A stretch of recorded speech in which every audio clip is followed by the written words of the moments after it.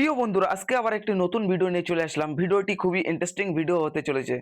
যে দাজ্জালের ফিতনা, দাজ্জাল মানুষকে এমন ক্ষতি করবে, বা দাজ্জাল কে, ও দাজ্জাল কোথায় থাকে, কি কারণে সে কোথায় আছে এখন, বর্তমানে পরিস্থিতিতে কোথায় এখন আছেন, সে বিষয় নিয়ে আজকে আলোচনা হবে। আর যারা আমাদের চ্যানেলটি সাবস্ক্রাইব করেনি, ইতিহাস বাংলা চ্যানেলটি সাবস্ক্রাইব করে আমাদের সঙ্গে থাকুন, পাশে থাকুন নতুন নতুন ভিডিও পেতে এরকম। আর ভিডিওটি শেষ পর্যন্ত দেখার জন্য আপনাদের অনুরোধ থাকলো। তাহলে শুরু করা যাক ভিডিওটি। আসসালামু আলাইকুম ওরহমতুল্লাহ। প্রিয় দর্শক, দাজ্জাল এই একটি নাম শুনলেই মুমিন হৃদয়ে অজানা আতঙ্কের সৃষ্টি হয়। কিন্তু আপনারা কি জানেন কিয়ামতের এই ভয়ঙ্কর ফিতনার জন্মের সময় ঠিক কী ঘটেছিল? তার পিতামাতা আসলে কে ছিলেন? তারা কি সাধারণ মানুষ ছিলেন, নাকি জিন বা শয়তানের কোনো অংশ? শিশু বয়সে দাজ্জাল এমন কিছু আচরণ করত যা শুনলে আপনার গায়ের লোম দাঁড়িয়ে যাবে। তার জন্মের পর তার মা কিভাবে মারা গিয়েছিলেন সে এক অদ্ভুত ইতিহাস। একদিন আমাদের প্রিয় নবী হজরত মুহাম্মদ সাল্লাল্লাহু আলাইহি ওয়াসাল্লাম মসজিদে নববীতে মিম্বরে দাঁড়িয়ে সাহাবীদের উদ্দেশ্যে এক রহস্যময় কথা বললেন। তিনি ৩ বার উচ্চারণ করলেন, আজ কি মুক্তির দিন, আজ কি মুক্তির দিন, আজ কি মুক্তির দিন। সাহাবীরা ভয়ে স্তব্ধ হয়ে গেলেন। কি এই মুক্তির দিন? কেনই বা রাসূল সাল্লাল্লাহু আলাইহি ওয়াসাল্লাম এই কথাটি ৩ বার বললেন? আজকের ভিডিওতে আমরা দাজ্জালের জন্ম থেকে শুরু করে তার মৃত্যু পর্যন্ত এমন কিছু লোমহর্ষক তথ্য জানাবো যা হয়তো আপনি আগে কখনো এভাবে শোনেননি। তাই অনুরোধ থাকবে, ইতিহাসের এই গুরুত্বপূর্ণ অধ্যায়টি জানতে ভিডিওটি শেষ পর্যন্ত আমাদের সাথেই থাকুন। প্রিয় বন্ধুরা, পৃথিবী সৃষ্টির পর থেকে কিয়ামত পর্যন্ত দাজ্জালের ফিতনার চেয়ে বড় এবং ভয়ঙ্কর কোনো বিপদ আর আসবে না। তাই হজরত আদম আলাইহিস সালাম থেকে শুরু করে শেষ নবী পর্যন্ত আল্লাহর পাঠানো প্রত্যেক নবী তাদের উম্মতদের এই একচোখা প্রতারক সম্পর্কে সাবধান করে গেছেন। বিশ্বনবী সাল্লাল্লাহু আলাইহি সাল্লাম আমাদের স্পষ্টভাবে জানিয়ে দিয়েছেন, আল্লাহ এমন কোনো নবী পাঠাননি যিনি তার জাতিকে মিথ্যাবাদী দাজ্জাল সম্পর্কে সতর্ক করেননি। তিনি দাজ্জালের একটি বিশেষ শারীরিক বৈশিষ্ট্যের কথা উল্লেখ করে বলেন, মনে রেখো, দাজ্জাল হবে একচোখা, আর তোমাদের মহান রব একচোখা নন। তার 2 চোখের মাঝখানে কপালে স্পষ্ট অক্ষরে লেখা থাকবে কাফির বা অবিশ্বাসী। আশ্চর্যের বিষয় হল, এই লেখাটি পৃথিবীর প্রত্যেক মুমিন ব্যক্তি পড়তে পারবেন, সে শিক্ষিত হোক বা অশিক্ষিত। নবীজি সাল্লাল্লাহু আলাইহি সাল্লাম আরও জানান, এই মহা ফিতনাবাজ দাজ্জাল পৃথিবীতে মোট 40 দিন অবস্থান করবে। কিন্তু এই 40 দিন আমাদের সাধারণ দিনের মতো হবে না। এর ভয়াবহতা বোঝাতে গিয়ে রাসূল সাল্লাল্লাহু আলাইহি সাল্লাম বলেন, তার প্রথম দিনটি হবে 1 বছরের সমান দীর্ঘ, দ্বিতীয় দিনটি হবে 1 মাসের সমান, এবং তৃতীয় দিনটি হবে 1 সপ্তাহের সমান, আর বাকি দিনগুলো তোমাদের সাধারণ দিনের মতোই অতিবাহিত হবে। চিন্তা করুন, 1 বছরের সমান একটি দিন কতটা দুর্বিষহ হতে পারে। এবার আসা যাক দাজ্জালের জন্মবৃত্তান্তে। হাদিসের বর্ণনায় এসেছে এক অদ্ভুত দম্পতির কথা। দাজ্জালের পিতা এবং মাতা দীর্ঘ 30 বছর ধরে সন্তানহীন ছিলেন। তারা সন্তানের জন্য হাহাকার করতেন। দীর্ঘ 3 দশক অপেক্ষার পর তাদের ঘরে জন্ম নেয় এক অদ্ভুত ও বিকট দর্শনপুত্র সন্তান। এই সন্তানটি ছিল পৃথিবীর জন্য সবচেয়ে ক্ষতিকর, এবং তার দ্বারা উপকারের আশা ছিল শূন্যের কোঠায়। শিশুটির জন্মের পর দেখা গেল এক অস্বাভাবিক দৃশ্য।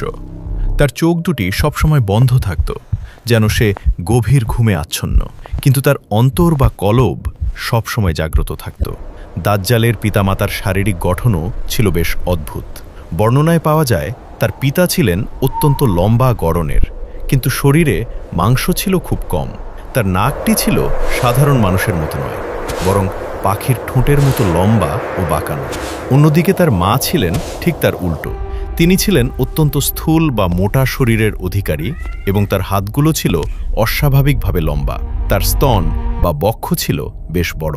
এই অদ্ভুত শিশুটি জন্মের পর দিন রাত শুধু ঘুমিয়েই থাকত। সে মায়ের দুধ পান করত না বললেই চলে। এর ফলে ঘটে এক মর্মান্তিক ঘটনা। শিশুটি দুধ পান না করায় তার মায়ের শরীরে অতিরিক্ত দুধ জমে বিষক্রিয়ার সৃষ্টি হয়, এবং এই কারণেই তার মায়ের মৃত্যু হয়। মায়ের মৃত্যুর পর তার পিতা তাকে ছাগল ও গরুর দুধ খাইয়ে বড় করতে থাকেন। সবচেয়ে অবাক করা বিষয় হল, দাজ্জাল এতটাই নিথর হয়ে ঘুমিয়ে থাকত যে তার পিতা মাঝে মাঝে সন্দেহ করতেন, সে কি আদৌ বেঁচে আছে নাকি মারা গেছে। নিশ্চিত হওয়ার জন্য তিনি শিশুটির বুকের কাছে কান পেতে হৃদস্পন্দন পরীক্ষা করতেন। নবীজি যথার্থই বলেছেন, তার চোখ ঘুমাবে, কিন্তু তার অন্তর কখনো ঘুমাবে না। শিশু বয়সে সে ছিল অনেকটা পক্ষাঘাতগ্রস্ত রোগীর মতো। নিজের জায়গা থেকে নড়াচড়া করার ক্ষমতাও তার ছিল না। দাজ্জাল বড় হওয়ার সাথে সাথে তার ফিতনা প্রকাশের প্রস্তুতি নিতে থাকে।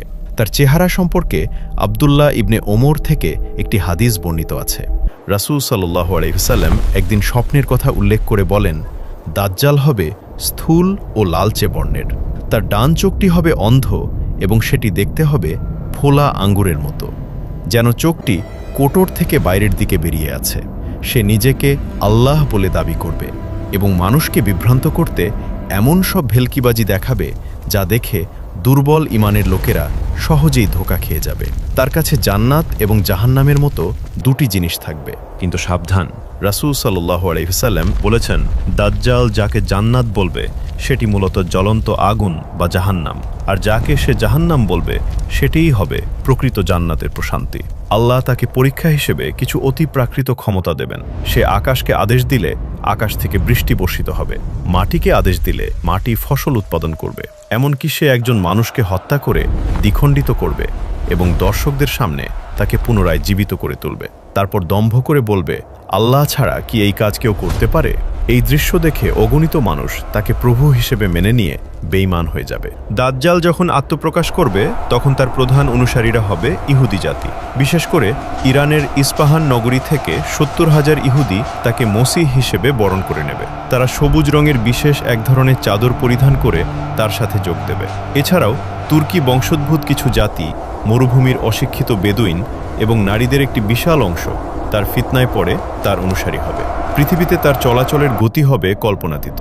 রাসূল সাল্লাল্লাহু আলাইহি ওয়াসাল্লাম বর্ণনা মতে, মেঘকে বাতাস যেভাবে দ্রুত গতিতে তাড়িয়ে নিয়ে যায়, দাজ্জাল ঠিক সেভাবে এক প্রান্ত থেকে অন্য প্রান্তে ছুটে বেড়াবে। পৃথিবীর এমন কোনো গ্রাম বা শহর বাকি থাকবে না যেখানে তার পদধূলি পড়বে না। মানুষ তার ভয়ে পাহাড় জঙ্গলে লুকিয়ে থাকবে, কিন্তু দুটি পবিত্র স্থান মক্কা এবং মদিনা তার জন্য নিষিদ্ধ থাকবে। এবার আসি সেই মুক্তির দিনের ঘটনায়, যা শুরুতে বলেছিলাম। মুহজিন ইবনে আদরা রাদিয়াল্লাহু বর্ণনা করেন, রাসূল সাল্লাল্লাহু আলাইহি ওয়াসাল্লাম খুতবার সময় ৩ বার মুক্তির দিনের কথা বলেছিলেন। সাহাবীদের প্রশ্নের জবাবে তিনি জানান, দাজ্জাল সারা পৃথিবী চষে বেড়ালেও মক্কা ও মদিনায় ঢুকতে পারবে না, কারণ এই দুই পবিত্র নগরীর প্রতিটি প্রবেশপথে ফেরেশতারা উন্মুক্ত তরবারি হাতে পাহারায় থাকবেন।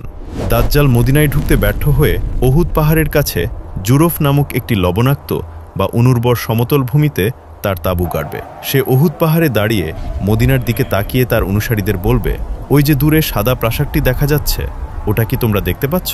ওটা হলো আহমদ সাল্লাল্লাহু আলাইহি ওয়াসাল্লাম ও এর মসজিদ। এরপর মদিনা শহরে ৩টি বড় ধরনের কম্পন বা ভূমিকম্প হবে।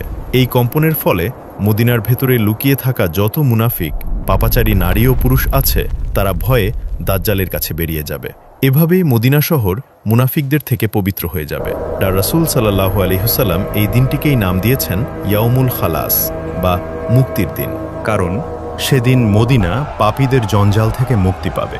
সেই কঠিন সময়ে সত্যিকারের মুমিনরা দাজ্জালের ফিতনা থেকে বাঁচতে সিরিয়ার জাবাল আদ-দোখানের দিকে আশ্রয় নেবে।